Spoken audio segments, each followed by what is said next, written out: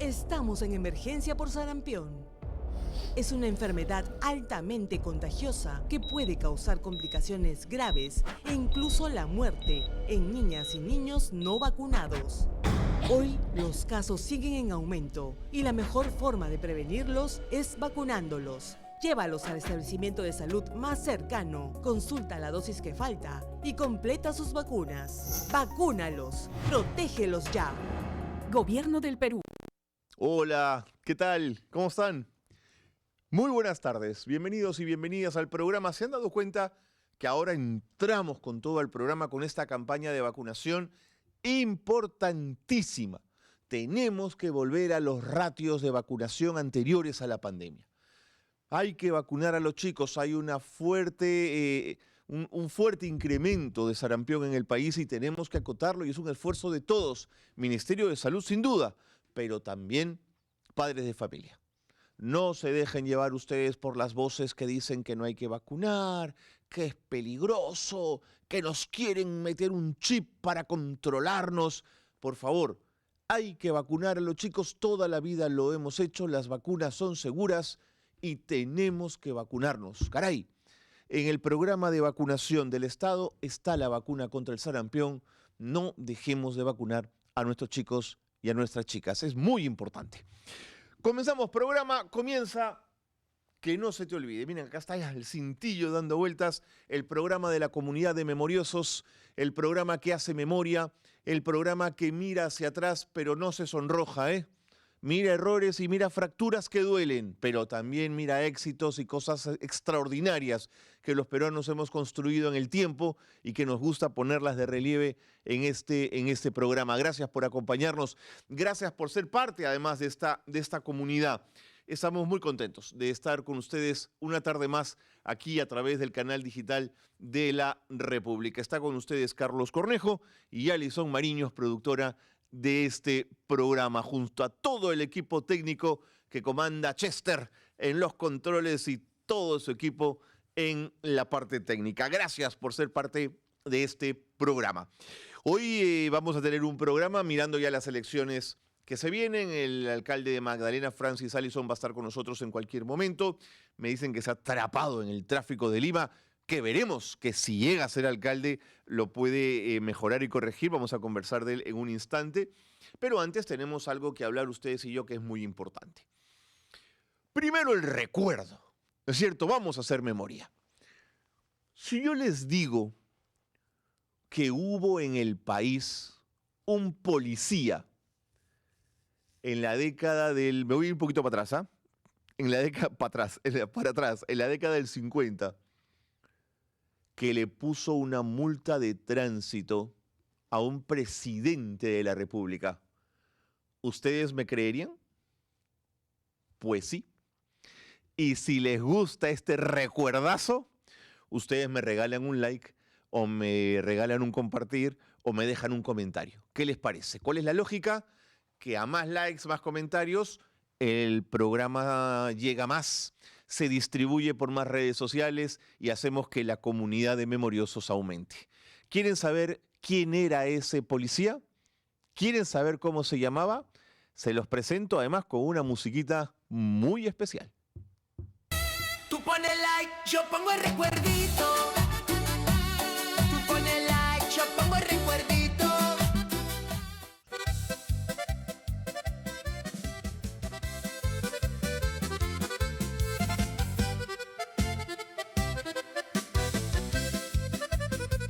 En las calles de Lima, allá por el 50, caminaba un gigante con uniforme de ley. 2 metros de altura, mirada de valiente, el cabo Nononia, orgullo de la policía. Con paso firme y pecho bien hinchado, patrullaba el centro San Martín y el Jirón. Nadie se atrevía a faltarle el respeto, porque Nonón era sinónimo de rectitud y honor. Un día paró al presidente en contravía, el chofer gritaba: es el señor Manuel Prado. Y Nonón le respondió con voz bien alta y clara: aquí la ley.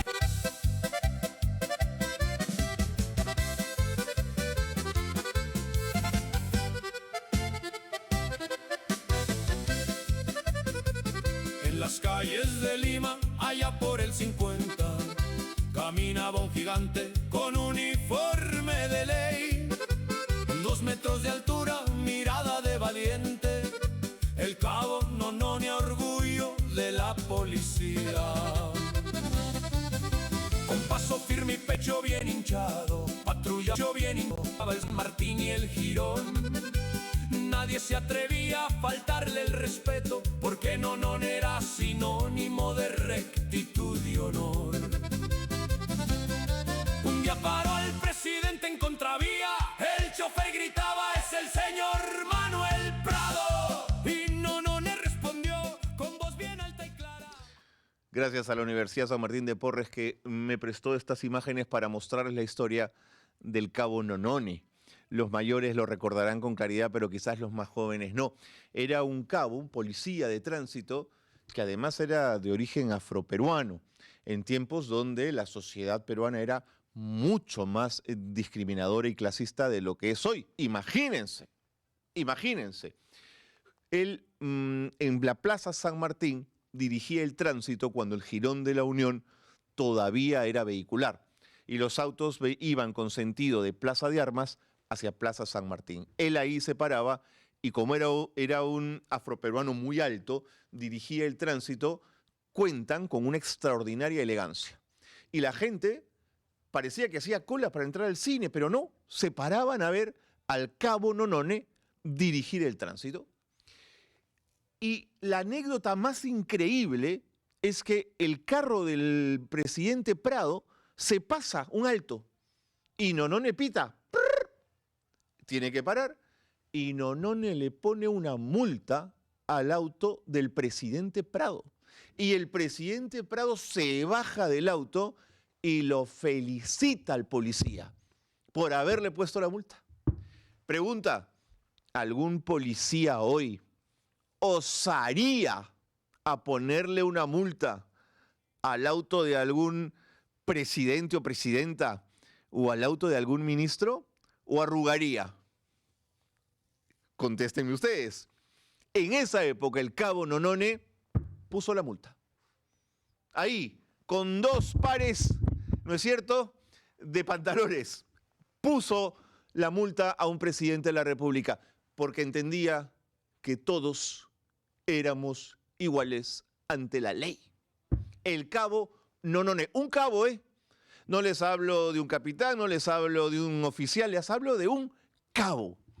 Díganme si no es una historia maravillosa para entender un país, ¿no es cierto?, donde además un policía de tránsito afroperuano, los más discriminados de los discriminados, digamos, en aquellos años 50, le pone una multa a un presidente de la República de apellido Prado, cuando todavía las haciendas y todavía la historia de la oligarquía estaba tan presente.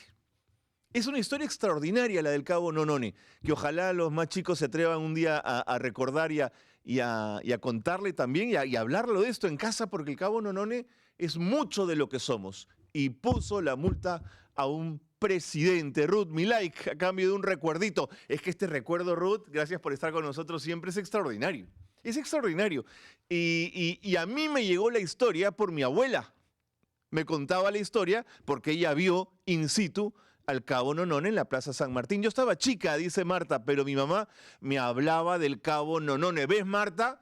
¿Ves? Tú has escuchado esta historia. ¿Cómo no contar la historia del cabo Nonone? Julián, es un ejemplo para hoy a los policías. Lamentable que esta institución también sea parte de la cúpula fujimorista. Y te digo más, que arrastre una corruptela de la cual no puede salir nuestra Policía Nacional. Fermín, qué hermosos recuerdos. Fermín, es que imagínate un policía de hoy que tuviese la posibilidad de sancionar a quien tenga delante sin que le digan: tú no sabes quién soy yo.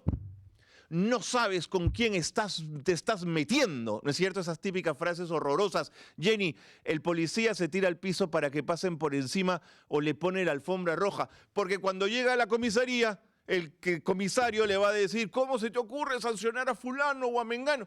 Porque no tienen probablemente, ¿no es cierto?, el apoyo necesario. Que no viene de las leyes del Congreso que les están dando, sino que viene de su propia institución que no No tiene los pantalones para decirle al poder y a los poderosos un momentito.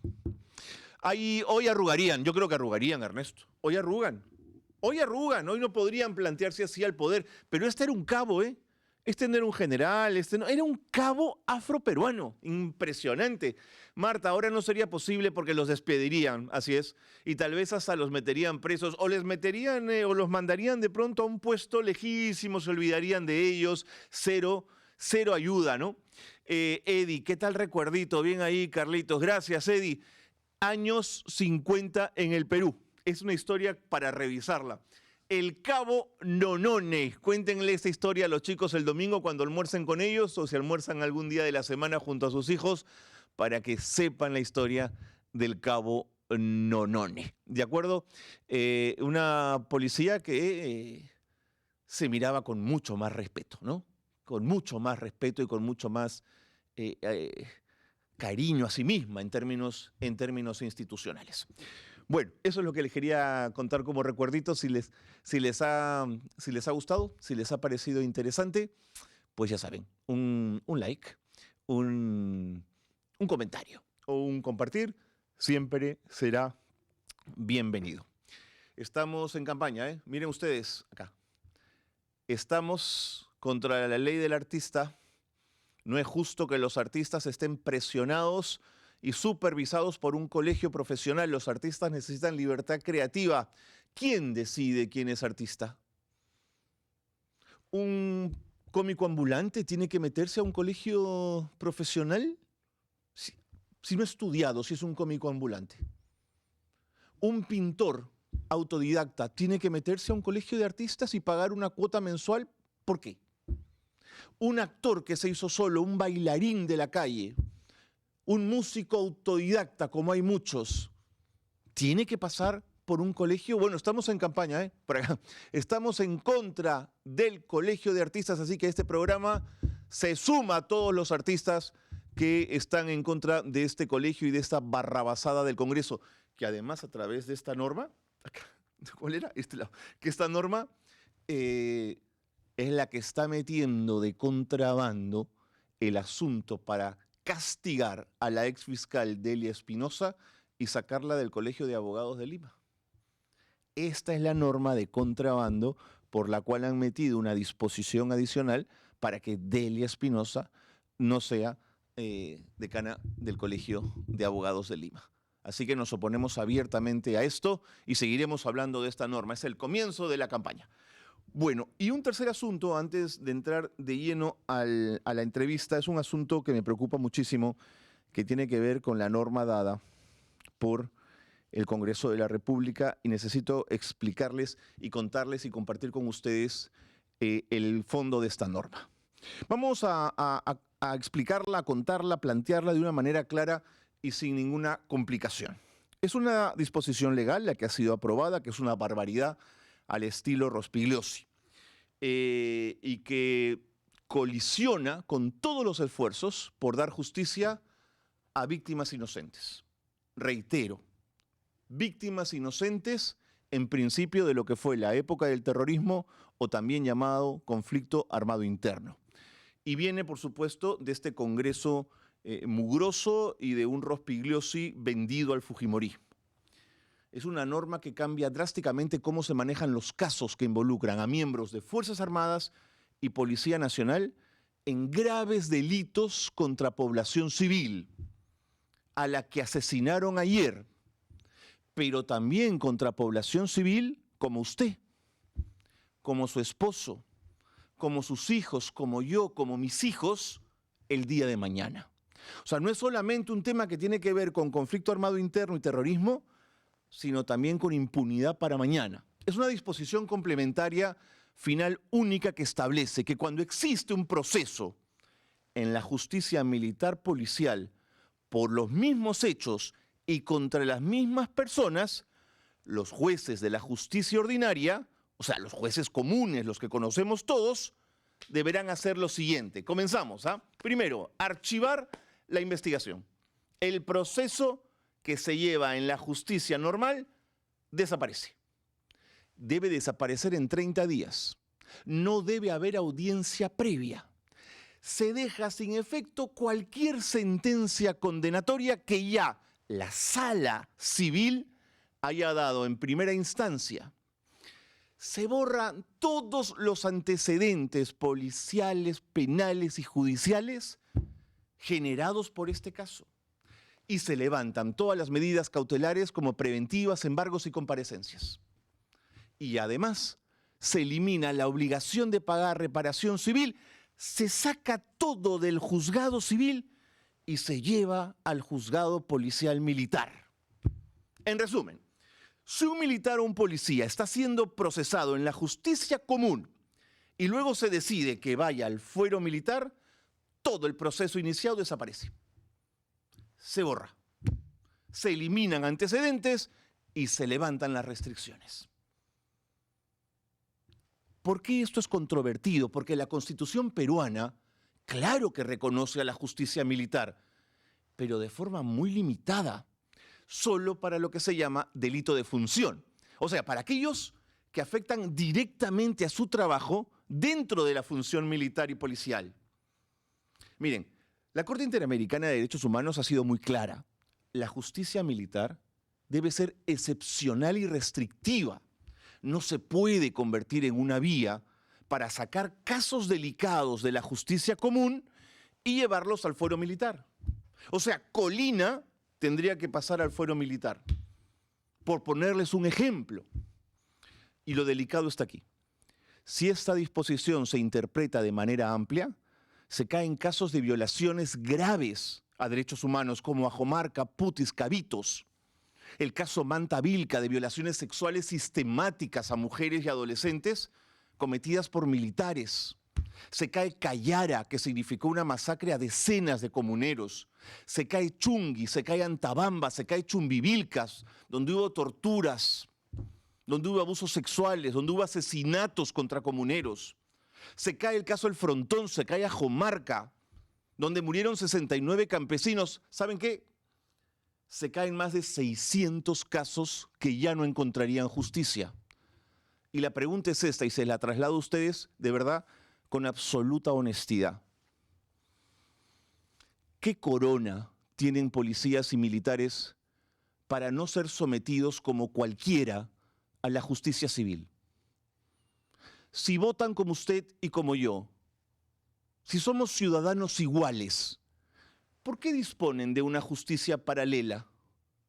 ¿Por qué quieren impunidad? La jurisprudencia internacional, y termino con esto para no aburrirlos, es contundente.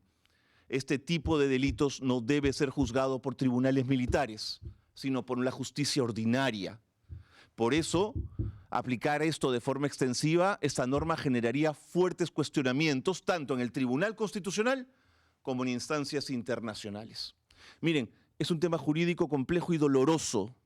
Tiene implicancias profundas sobre la justicia y los derechos de las víctimas, pero también sobre el control civil sobre las fuerzas del orden.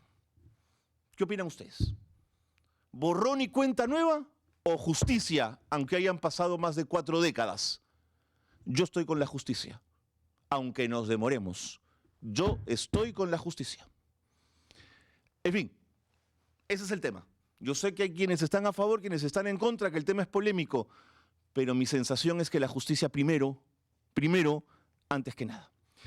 Al estilo del gusano rospulgoso del partido de la hija del dictador, dice Roxana. Roxana, es que no puede ser que esto vaya al fuero militar, porque cuando a ti te juzgan los que son como tú, como decía ayer Luis Abeloa, los que empatizan contigo, los que se ponen más en tus zapatos que otros, te juzgan con más suavidad que cuando te juzga un tercero que es más neutral. Claro, lo que pasa es que creen desde el fujimorismo que el fuero civil, como dicen que está tomado por caviares y no sé qué, no sé cuántos, no te va a juzgar con equilibrio y equidad. Pero es que por eso existen las múltiples instancias, para que haya equilibrio y equidad. Rospulgoso es el Lucifer del Perú. Ruth, él y los que lo rodean, porque son varios. Gladys, excelente, Carlos. Por ejemplo, de vida de aquellos policías.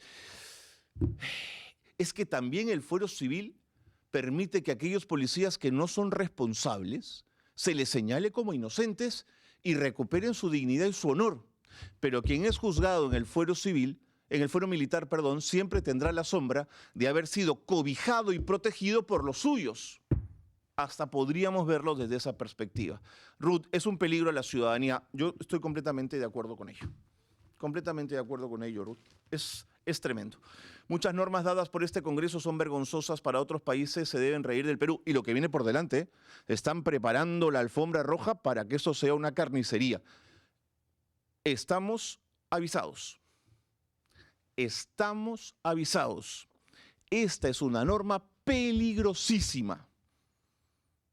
Y no es contra nadie, es por el bien del país. Porque al muchacho que han asesinado en Manchay, si esos policías se dice delito de función, estaban cumpliendo su deber de detener a alguien, los llevan al fuero civil, al fuero militar, ¿qué creen que va a pasar allí? ¿Qué creen que va a pasar en el fuero militar o policial con esos policías encargados de custodiar a un muchacho al que terminaron asesinando? ¿O es que cabe alguna duda de lo que pasó en esa comisaría? Los van a blindar. Los van a blindar, los van a proteger, porque son sus compañeros de armas. En cambio, en el fuero civil tenemos las garantías de una investigación por lo menos neutral. Con esto no quiere decir que la justicia civil sea perfecta, que buenos pasivos tiene y cosas que responder tiene. ¿Qué duda cabe? Pero así no, pues. ¿Perú no tiene ministro de justicia, dice Ruth? Sí, tiene ministro de justicia. Dificultad tendremos en saber su nombre, pero también hay un poder judicial que está por encima de todo esto, que es un poder del Estado, que tendría que pelear esto con más énfasis. Y tengo la sensación que lo están haciendo por unas vías mucho más diplomáticas, mucho más, digamos, la presidenta del Poder Judicial, en vez de ir al choque mediático, está operando de otra manera, pero también ya de vez en cuando deberíamos escuchar más énfasis, ¿no? Más fuerza de voz desde el Poder Judicial para poner en claro a un Congreso que se le está yendo las manos, pero absolutamente, ¿no? Santa Celedonio, con esto queda claro que es un pago por adelantado. Keiko va a dar golpe de Estado, no tengo duda. Quizás no lo necesita Santa Celedonio, ¿no? Ya con esto tienes el Congreso, tienes el Ejecutivo y tienes todas las normas que necesitas para gobernar de forma absolutamente autoritaria, ¿no?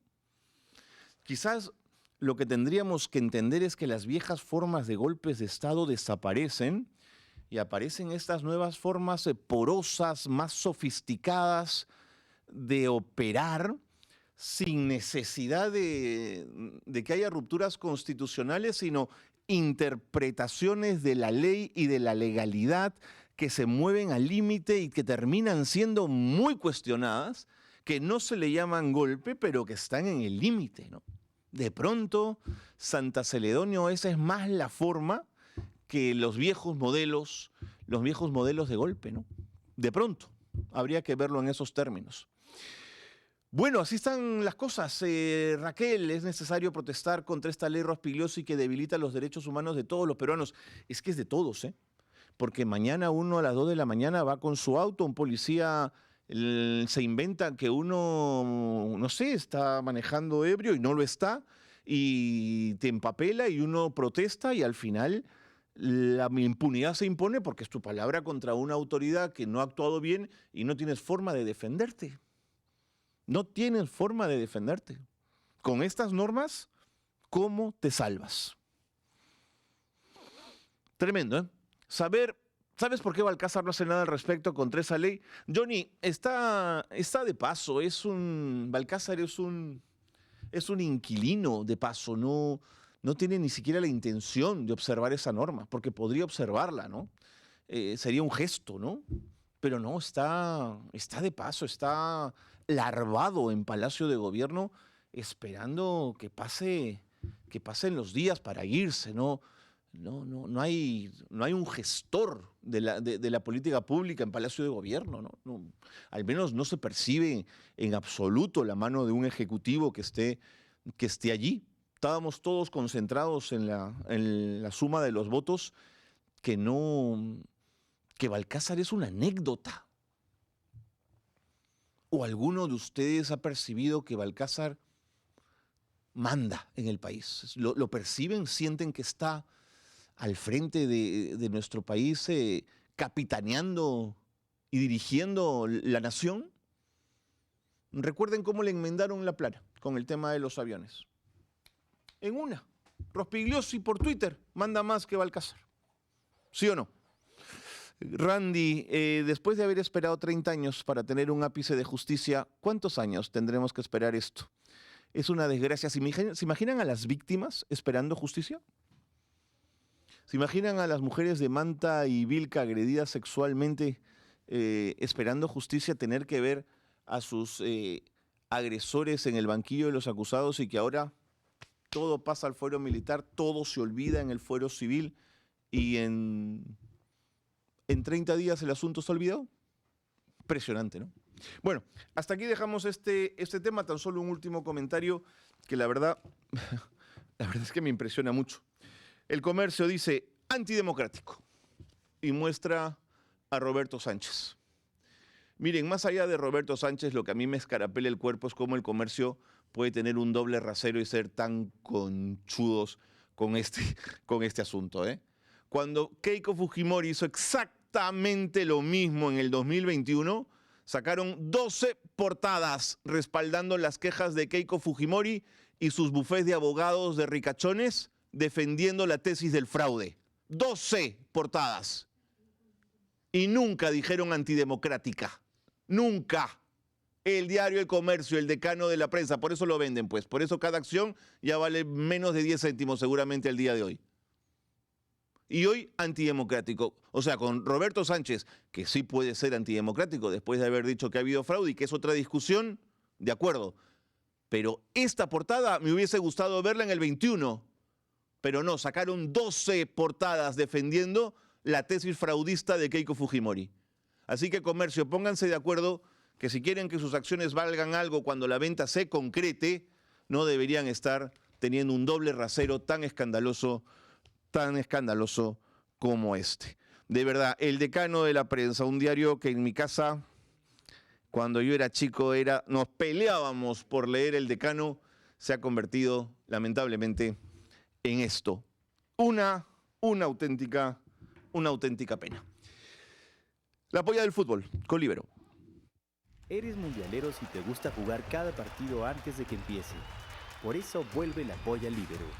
Conéctate todos los días, pronostica resultados, suma puntos y gana premios. Si eres mundialero, tienes que estar en Líbero.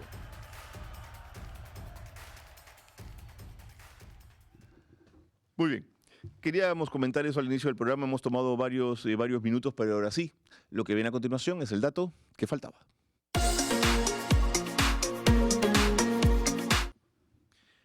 Son muchos los alcaldes distritales que aspiran luego a ser alcaldes de Lima Metropolitana. Pero una cosa es el distrito y otra cosa es el monstruo metropolitano. ¿Francis Allison está listo para manejar el monstruo metropolitano? Francis, ¿cómo estás? Hola, Bienvenido. Carlos. Gracias por Buena estar con pregunta. nosotros. Yo creo que lo estamos, tenemos la experiencia, el equipo, el compromiso y claramente un modelo Magdalena que puede ser llevado a Lima. Lo explico. Hemos tenido alcaldes buenos en Lima, como Alberto Andrade, en un distrito que medía 9 kilómetros, que mide 9 kilómetros cuadrados y con una ventaja, con mucho dinero. Magdalena es más chico que Miraflores, pero no tiene esa capacidad económica que tiene Miraflores por kilómetro cuadrado. Sin embargo, Alberto fue claramente un buen alcalde de Lima, ¿no? A pesar que tiene un territorio no tan grande y muchísimo dinero. Segundo, por ejemplo, en seguridad ciudadana, si nos comparamos con distritos mucho más chicos, bueno, no mucho, pero más chicos que Magdalena, como Lince, como Breña y otros, ninguno está bien en seguridad ciudadana. Magdalena sí. Lo que demuestra que no es un tema de tamaño, sino de compromiso. Porque como siempre digo, la seguridad ciudadana, Carlos, no es un discurso, es compromiso y trabajo diario. Es un chambón, pero hay que hacerlo porque es el mayor compromiso y lo que más espera la gente De acuerdo. de su alcalde. Pero es la abdicación ante el Ministerio del Interior, cuya responsabilidad es la seguridad ciudadana, Francis? A ver, claramente somos buenos en seguridad ciudadana porque tenemos un vínculo poderosísimo con la policía, Ok. de colaboración y de respeto, ¿no? Es una chamba de la mano, un trabajo de la mano. Yo muchos días desayuno, por ejemplo, con el general, el jefe de región Lima Centro, pero no estamos conversando de fútbol, sino de cierto operativo, ¿no? Entiendo.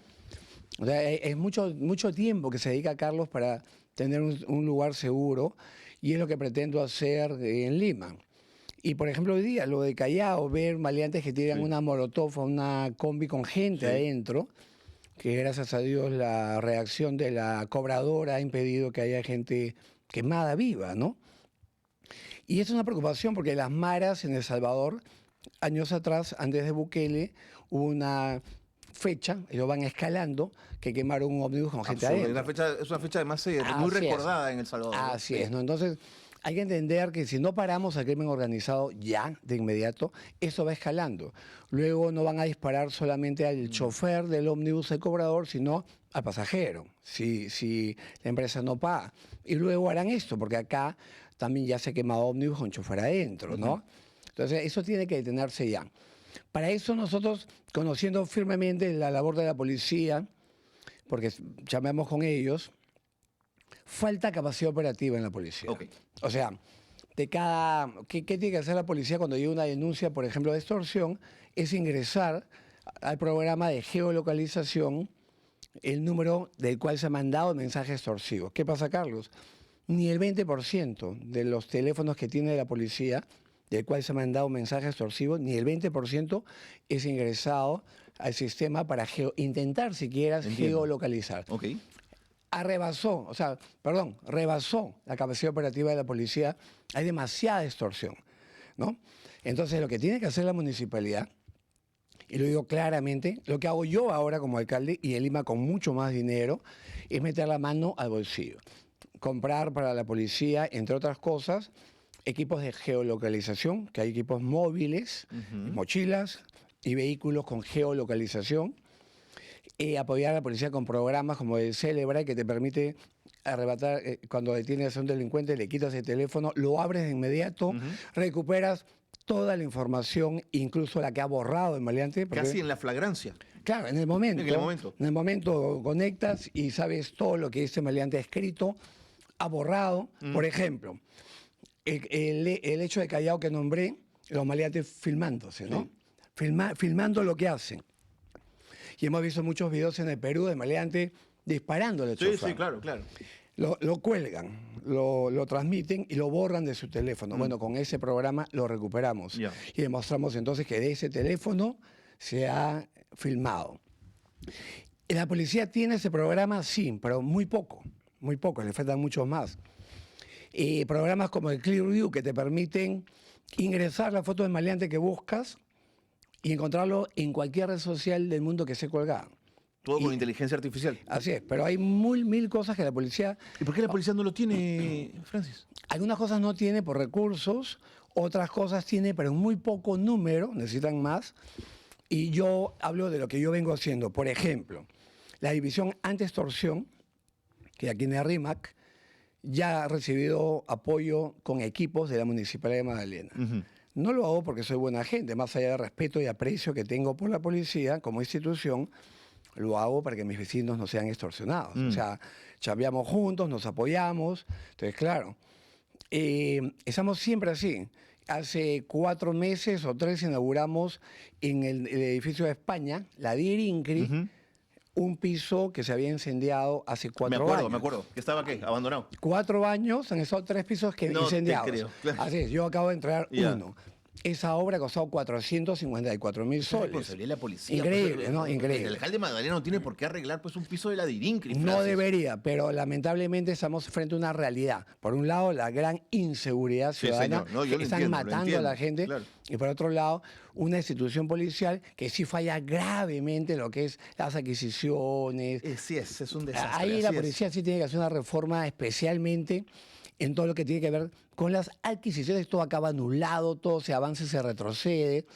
Y tenemos comisarías como la de Surquillo, que se le cayó el techo Sí, hace sí, más de sí. un año. No, las condiciones de las comisarías son para llorar en algunos casos, Francis. Bueno, la comisaría de Surquillo se cayó el techo y fue la Municipalidad de Magdalena la que fue a limpiar lo que se había caído y a eliminar el desmonte. O sea, no fue ni siquiera La propia municipalidad. Hay comentarios que ¿no? llegan, Francis, para ti, que de este tema Encantado. justamente vamos a aprovecharlos y seguimos conversando. Randy te dice, ¿qué harás con el tren chatarra? Es una excelente pregunta. Tiene que funcionar. No, a ver, no comparto el estilo del alcalde López Aliaga, el exalcalde, de traer todo al garrote.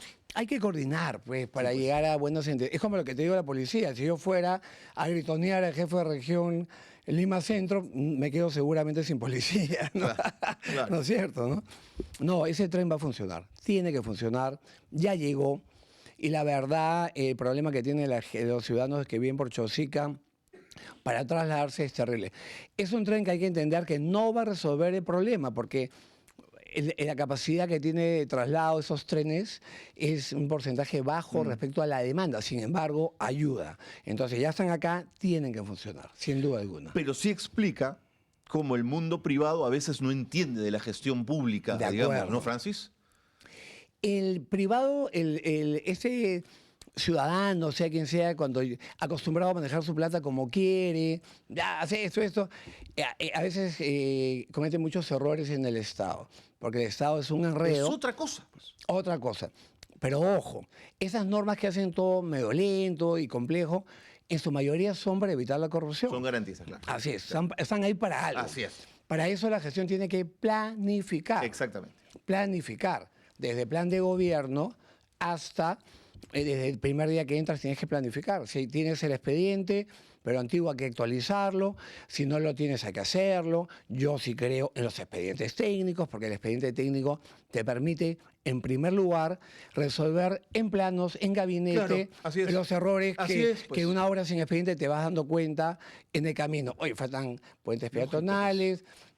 Luego la obra se hace eterna porque no hubo esos planes de partida, digamos. Cuesta más caro, Claro. cuesta más caro. Y también esto elimina la posibilidad de corrupción, o al menos lo achica el expediente, o también elimina la posibilidad de que el empresario sea un vivo, porque a cada rato nos encontramos también con empresarios, no digo que sean la mayoría empresarios, supuesto, pero no. algunos son sinvergüenzas, Seguro, que están seguro. buscando qué cosa, el arbitraje, el juicio, que más ganan no con la obra, sino llevando al municipio a arbitraje, cuando el municipio normalmente tiene una defensa no tan buena como el privado. De acuerdo. ¿no? Entonces hay que evitar conflictos y eso también se evita con un expediente bien hecho. Correcto. Antes de ir con un comentario, una pregunta grande. ¿Llegó el momento que Lima renuncie a tener 42 distritos y políticamente se entienda de otra manera la ciudad, Francis? Lima tiene, a mi entender, demasiados distritos y hechos sin una lógica. Explico. Debería haber habido al menos un parámetro. Este es el mínimo de habitantes, este es el mínimo de territorio. De aquí para adelante ya puede haber un distrito. Pero lamentablemente mucho Lima, y hay que decirlo, se ha ido dividiendo y subdividiendo en base a cosas secundarias. Ok. La mejor parte o la más pudiente de ese distrito quiere salirse de ese distrito porque Ok. los demás no tienen la misma capacidad económica. Ha pasado, prefiero obviamente no nombrar las zonas, pero si revisamos la historia de la creación de muchos distritos, son los que se han desprendido de algo mayor. De algo mayor porque los que han tenido más recursos han dicho no nos conviene seguir acá. Y ahí se han ido haciendo cosas pequeñas. O las divisiones de distritos que no han tenido mucha lógica. Por ejemplo, Magdalena, Pueblo Libre y San Miguel eran un mismo distrito. En 1920 lo parten en 3. ¿Para qué? Yo no lo entiendo. Juntos estaríamos mejor, más recursos, un solo alcalde pagado en vez de 3, un solo gerente municipal en vez de 3, así es. una negociación hasta con la empresa de basura o con la que Mucho sea. más eficiente, Mucho más ¿no? eficiente. Bueno, Nueva Exacto. York dicen que tiene un solo alcalde y 3, digamos, o 4 cabezas, o estoy equivocado, Francis. Un modelo bueno, Colombia, Bogotá, una ciudad grande con un nivel de habitantes muy parecido al limeño, muchos habitantes, millones, tiene un alcalde. Y luego tiene una especie de gerentes que el mismo alcalde provincial coloca. Exactamente. Hay ¿Te un- parece una mejor gestión, una capacidad? Yo creo que no debería haber, cuando menos, no 43 distritos. En la práctica, en el alcalde de Lima es uno de los 43 más 42. Yo creo Claro. firmemente que que ha habido mucha subdivisión. Y a diferencia de lo que ha venido siempre pasando, creo que se desprendía que tenía más, la zona que tenía más recursos se iba. Creo más bien que es al revés. Mm, Es al revés, porque lo que puede sostener un distrito con una zona de gente que no puede pagar arbitros, predial, o que se atrasa por situación económica, sería más bien la parte que sí puede pagar. O De sea, acuerdo. no es dejar a los que no tienen nada solos y a los otros separados, porque en realidad en el tema tributario también hay un tema de solidaridad que son las leyes peruanas, ojo, o sea, el que tiene más normalmente paga más tributos en el Perú y en el mundo. Así Eso es, así normal. debería, Eso es debería normal, ser. eso es De normal. acuerdo. Hasta el agua, ¿no? La tarifa de Ceapal Así es. más Está alta pensada en esos la Lima términos, moderna por que en los supuesto, sitios de por menos supuesto. recursos de Lima, ¿no? Los distritos muy grandes, ¿darías el paso para que fueran provincias? ¿Hablarías con el Congreso de la República? Pienso en San Juan del Lurigancho. Hay un sueño de los vecinos, especialmente de San Juan del Lurigancho. No es el distrito más grande en territorio, pero sí el más poblado. poblado. Es más de 1 millón de habitantes, ¿no? No es más grande, la gente siempre dice más grande. Más grande de Lima es Caraballo. Caraballo. Así es. Pero más habitado es San Juan, sin duda, y de lejos. Los vecinos de ahí sueñan con que sea una provincia, pero ojo, en el entendimiento, Carlos, de que esto se convierta en un lugar con más recursos. Claro, esa es la lógica. O sea, no es que quieran ser provincia Claro. porque por gusto, Claro, por un claro. nombre. Entonces, eso tendría que venir siempre acompañado Aparejado del otro, claro. de recursos, porque Claro. al hacer un distrito que es grande, con muchos habitantes, y convertirlo en provincia, automáticamente tienes que hacer ¿qué? Distritos, porque la provincia tiene que tener distritos. No ser una provincia sin distritos. Cada provincia tiene varios distritos y cada región tiene varias provincias, salvo el Callao, que es la única región que coincide el territorio de la región con la de la municipalidad provincial. De acuerdo. de Eso acuerdo. es, Ok. eso es rarísimo, único Rarísimo, caso. así es. Así es. Además ¿no? tiene una continuidad territorial con Lima que es la verdad bastante rara como para que se haya tanta división ahí, ¿no? En el mundo hay varios sitios, ¿no? Por ejemplo, Washington con Maryland y Virginia, ¿no? Están pegados, ¿no? Sí. Pero es como que es la misma ciudad. Es la misma ciudad. Es ahí el motivo por el cual en algún momento se pensó y se concretó hacer una institución como ATU, porque estos dos alcaldes colindantes, vecinos, no se ponían de Claro, acuerdo claro. para autorizar la misma línea de transporte público. Pero ha traído también ATU otros problemas, ¿no? Como cual me parece excesiva las multas que ponen. Creo que un colectivero informal sí debe pagar una multa, pero no de 16.500 soles, porque es confiscatoria la multa. Pues ya queman sus autos antes que se los lleven al taller, hombre, al Claro, depósito. le quitan a ese chofer de un colectivo que es su único carro antiguo y que viola una norma administrativa que le prohíbe dar ese servicio, pero la plata es para comer, ¿no? Sí, O sea, pues. no es un delincuente. Hay que detenerlo, quitarle el carro, sí, pero no puedes ponerle contra la devolución del carro el pago de 16.500 soles 3 UITs. Eso, en cualquier parte del mundo, eso es confiscatorio. Está mal, es incorrecto. Una multa debe ser 500 soles, digamos, algo que el ciudadano pueda pagar sin llegar pues, a la bancarrota, ¿no? De acuerdo. Y Francis, además, solamente para acabar con Atu, Sí. el Metropolitano, que era un servicio de excelencia, lleno de ¿colapsó problemas, ya? colapsó. ¿No? ¿Colapsó ya? Las unidades móviles con 15 años de antigüedad, ¿no? Se paran chocando entre ellos mismos. Así es. ¿Qué vas a La hacer gen- ¿Qué la- harías con eso, Francis? No, yo creo que Atu tiene que de verdad desaparecer en su momento. Hay que hacer una ley, obviamente. ¿Desaparecerías, Atu? El ATU debería pasar nuevamente a la municipalidad provincial, a cada una, y te digo por qué. Porque para evitar un problema de conflicto entre alcaldes, se ha hecho otra institución, pero ahora hay un conflicto intramunicipalidad provincial con ellos en competencias. La movilidad urbana es un concepto que engloba todo. Claro. Si vas a pie, en bicicleta, en combi... Todo tiene que estar articulado. Ya, Así es. pero acá está desarticulado. Absolutamente. Porque le han dado tu transporte público. Absolutamente. Pero cómo te mueves tú en tu carro, está en la municipalidad. Entonces, hasta las obras que se tienen que hacer ahora, viales, en muchos casos requieren de toda una coordinación con otra institución que también demora. Entonces, finalmente está claro, no ha solucionado el problema del transporte público. Y además, vemos que falta liderazgo político. ACTU es una institución netamente técnica, que es correcto que sea técnica, porque el tránsito es el transporte público es un tema técnico. Sin embargo, al ser un funcionario sin liderazgo político, falta la capacidad de presionar en algunos casos. ¿A qué me refiero? A la cantidad de arbitrajes, por ejemplo, que meten a ATU, Sí. y no se defiende también como si hubiera una autoridad política visible peleando a favor de los ciudadanos. En Metropolitano, ahí tienes un ejemplo, que nos informan que ni siquiera salen todas las unidades que pueden salir. ¿Por qué? Porque, claro, más barato te sale meter a todos aplastados en una que mitad en dos, ¿no es cierto? La gente ¿no? está harta ya del Metropolitano. Ya es un castigo movilizarte Es ahí. un castigo, Y sí. la gente va ahí porque no tiene opción, Pero ¿no? tampoco puedes esperar que una línea de metro se demore 15 años en terminarse. Yo estuve muy niño en Venezuela, en la Venezuela democrática. Están haciendo el metro, año 77. Y están haciendo, como es lógico, todas las líneas al mismo tiempo, que hacen una a la vez y por 15 años cada una vamos a morir. Nuestros nietos verán el metro. Pero también tiene mucho que ver siempre con la leguleyada de empresas que llegan acá, que gana más extendiendo, pues. Sí, pues adendas y adendas, ¿no? Adendas, ampliaciones de plazo, ampliaciones de obra, por favor. El mismo aeropuerto, Jorge Chávez, ¿cuánto tiempo después de la fecha inicial se entregó? Entonces vemos que constantemente hay ese tipo de cosas, y creo que cuando eso se presenta, van a arbitraje. Y los arbitrajes normalmente los gana el privado. Sí, pues. Y esto creo yo, que en el caso de ATU, ojo, la empresa que opera el Metropolitano sigue en preoperación. ¿Ah? Entonces, ¿por qué falta que ATU cumpla con algunas cosas? Es todo un enredo.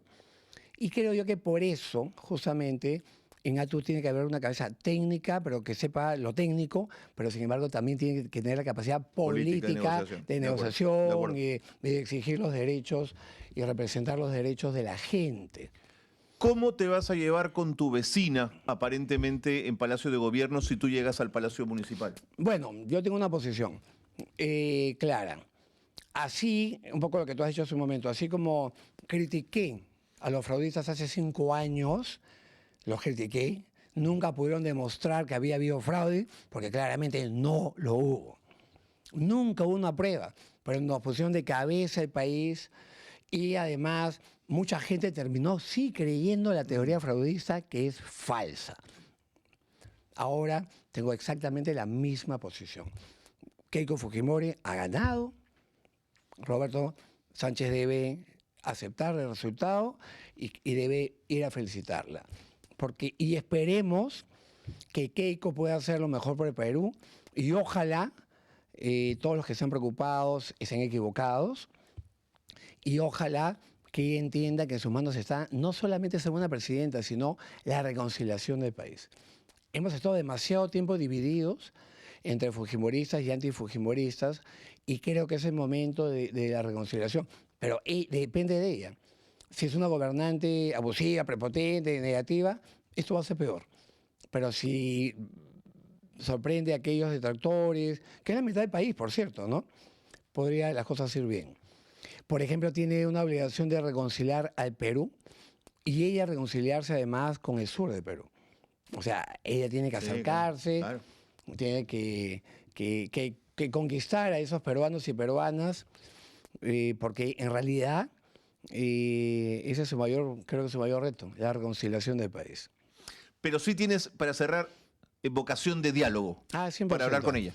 Yo creo firmemente en que la política tiene una columna vertebral que es el diálogo. Así es. ¿No? Por eso, cuando me quieren convertir en izquierda, me ponen foto con Castillo, que era el presidente de Perú, la foto es en Palacio, yo era alcalde, o con Roberto Sánchez, cuando fue el año pasado a visitarme en Semana de Representación, o si también con las mismas fotos, si sigues buscando, vas a encontrarme con Adriana Tudela, de derecha, o con Alejandro Cabero, ¿no? En fin, o sea, soy dialogante. En principio creo que esa Bueno, es estás postulando por Avanza País, además, o sea que Así es. inevitablemente que estés con esas fotos, ¿no? hay que estar con todos. A ver, Un político tiene que estar con todos. pero hemos crecido, Carlos, así. Perú Sí, era pues. dialogante. Sí, pues. Mira, recordaré, si me das un minuto. Un minuto. Alfonso Barrantes Lingán. Sí, marxista. Postuló a la presidencia y quedó segundo. Primero Alan García, segundo Alfonso Barrantes, conocido como Frejolito. Sí. Alfonso Barrantes analiza y se da cuenta, considera que no le va a ganar a Alan y renuncia a la segunda vuelta porque dice que primero está el Perú, que para qué va a haber segunda vuelta. Si va a perder, Sí. mejor no. En una interpretación un poco sui generis de la norma, dicho sea de paso. yo Pero renuncia a la segunda Pero vuelta. renuncia. Sí, claro. O sea, el Perú primero. El Perú ¿no? primero, sí. Y ya eso ahora es. Imposible. Muy bien. Francis, muchas gracias. Y que no sea Gracias. la primera conversación, queda tiempo Encantado. para las elecciones. Así Yo que voy a vente a seguir decir conversando. algo antes de despedirme. Vengo encantado a tu programa porque eres un excelente periodista Te lo agradezco y mucho. un caballero. Gracias, Francis. Eso es Muchas importante. gracias. Gracias por haber estado aquí. Gracias. Un abrazo. Gracias. Francis Allison ha estado con nosotros y la invitación hecha a todos los candidatos que quieran ir a las elecciones de regionales y municipales. Este espacio está abierto siempre para conversar. Gracias por estar con nosotros. Nos vemos mañana. Elección tras elección, el sur del Perú vuelve a votar distinto. Más allá de la ideología o los candidatos, surge una pregunta. ¿Y si ese voto refleja una persistente sensación de abandono? Una posible explicación está en cómo las personas perciben el progreso en su vida cotidiana. Los datos del IPS muestran que varias regiones del sur aún enfrentan importantes desafíos en bienestar, seguridad y acceso a oportunidades. Buena parte del sur sigue lejos de experimentar un progreso social acorde con su aporte económico y estratégico al país. El caso de Cusco resulta ilustrativo. Aunque cuenta avances en inclusión, educación y oportunidades, registra uno de los peores desempeños nacionales en materia de seguridad personal. Cuando las necesidades básicas se deterioran, el progreso pasa de ser una realidad a una promesa pendiente. Quizás la clave esté ahí. Cuando una región siente que aporta al crecimiento del país, pero no recibe el mismo nivel de bienestar, el voto se convierte en una forma de expresar demandas pendientes. Mientras esa brecha persista, el mapa electoral seguirá reflejando la distancia entre el Perú que crece y el que aún espera.